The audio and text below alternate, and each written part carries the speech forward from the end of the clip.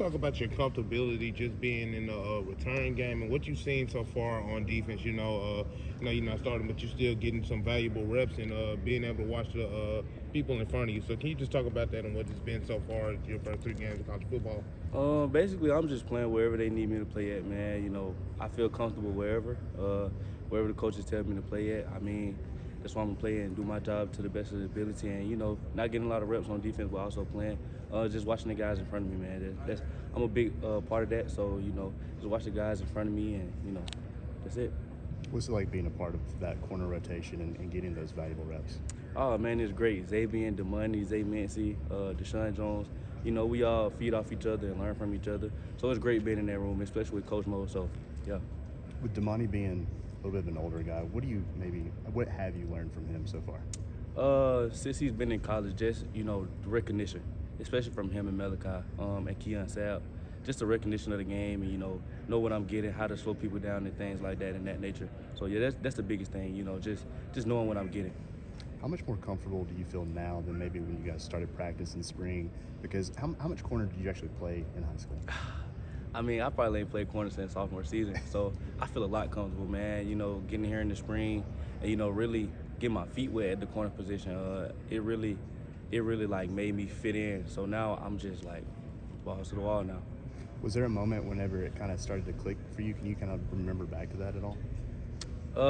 I mean, when the spring started, really, just coming out here working and getting my craft right, not playing a lot of corner and playing a whole lot of quarterback. So especially coming from the quarterback side of the ball, I really bought a lot of things from that side of the ball to teach me a lot at corner too. So yeah. What's it been like now? You talked about it a little earlier, but stepping in as the primary punt returner. Like I said, man, just playing wherever they need me to play at, man. I just kept my head down, kept working. Once my name is called, I just go do what I got to do. You talked about Coach Mo earlier. Just what's it like working under him, and kind of what's your relationship like with him? Man, it's like my big brother, literally. He's a great guy. He's down to earth, man. He likes to joke around a lot. I like that. And he also, when it's time to get serious, it's serious. So I learned a lot of things from him, especially him coming from the league and coaching at all these other places. So it's been great.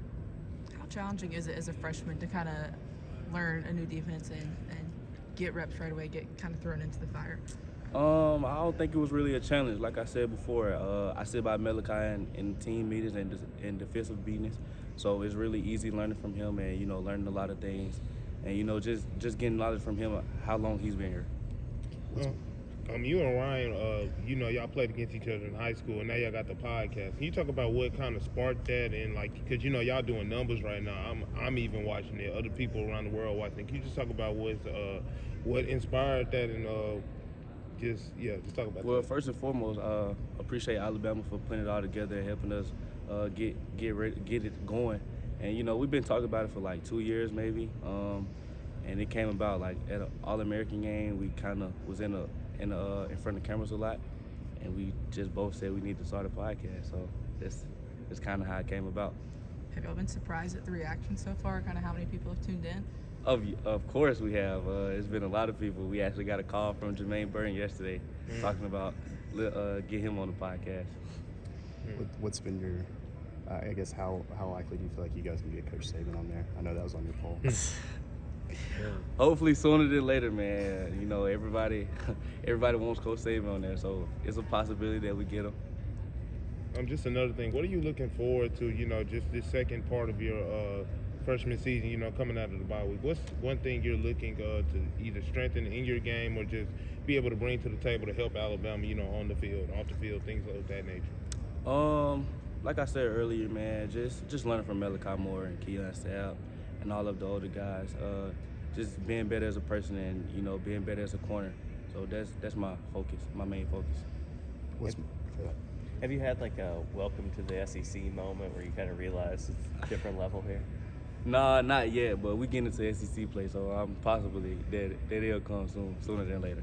You talked a lot about learning from Malachi. What's maybe the biggest lesson you've learned so far? I can say film watching and, just writing a lot of notes now. Like, from the first day I got here, I knew that, like, I need to sit by Malachi Moore and, learn from him and, just ask him questions. So that was my main focus coming in.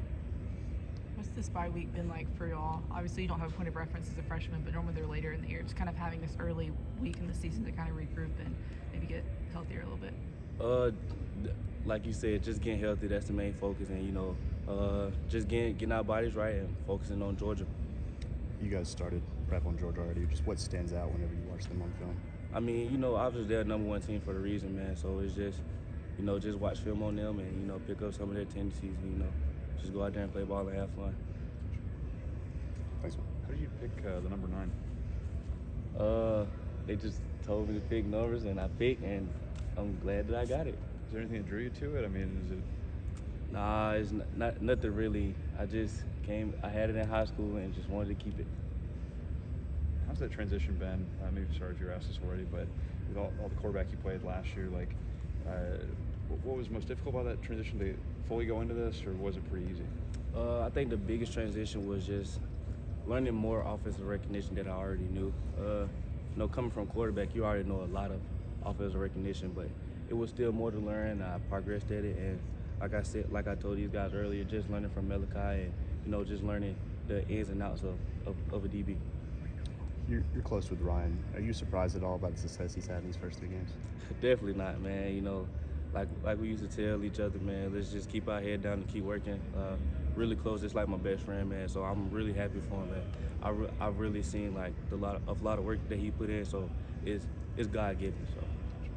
Brian mentioned Coach Saban when you guys were being recruited, talked about potential for the NIL Center and being able to do the podcast. Tell me how that kind of factored into your decision. I mean, I already knew I was coming here, so Okay. the podcast thing was just a thing when I got here. So yeah. If Nick Saban had been the head coach right now, you wouldn't be talking to us just because that freshman role. Do you like that you're able to do this right now? Do you embrace this? Obviously, you have a podcast, but I mean, of course I do, man. I love talking to the media. what do you like about, I guess, being in front of the camera? What makes you so comfortable? Oh yeah, everybody knows Box loves being in front of the camera. So yeah. Having seen these first 3 games, how they've went for you, do you have any goals for the end of the season? Has anything been adjusted by what you've seen so far? I mean, no personal goals for me. Just getting better as a player and helping the team at any point in time. Whenever my name is called, that's when I'm gonna help the team, and that's just my goal. I feel like once I do my job, then the bigger goals will come. You talked about you knew you always wanted to come to Alabama. After Coach Saban announced his retirement, why did you still stick with your commitment and still want to come here?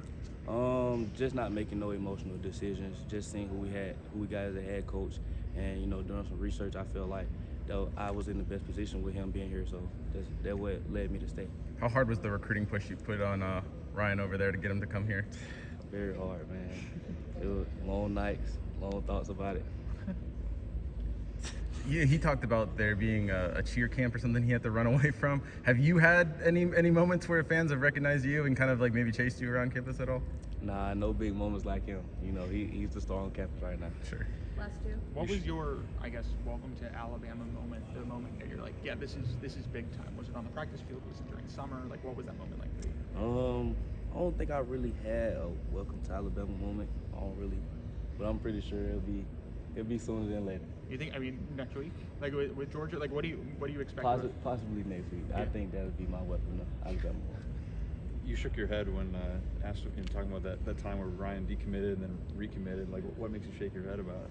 Man, it was just hard on me, man. It's like my best friend, So when he decommitted, I felt like a piece of me was, gone already. So that was the biggest thing was just getting him back here. Thanks, Jake. Thanks, Jalen.